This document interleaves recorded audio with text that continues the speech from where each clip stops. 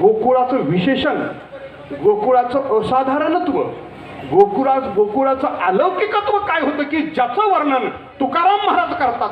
तुकाराम महाराज काय येडे का बाळ्याचं कुणाचं बी वर्णन करतील का?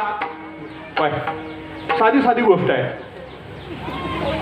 तुमच्या माझ्यासारखं कोणाचं बी वर्णन करेल. तुकाराम महाराज ज्या अर्थी गोकुळाचं वर्णन करतात त्या अर्थी गोकुळाचं काहीतरी विशेष असलं पाहिजे म्हणजे तुकाराम महाराज त्या गोकुळाचं वर्णन करतात. काय विशेष होतं बाबा गोकुळामध्ये? तर गोकुळामध्ये हे विशेष होतं. त्या गोकुळामध्ये दुष्ट बुद्धी कोणाकडेच नव्हती. काय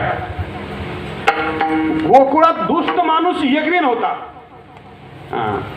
गोकुळात कुणीच कुणाचा द्वेष करत नव्हतं. गोकुळात कुणीच कुणाची निंदा करत नव्हतं.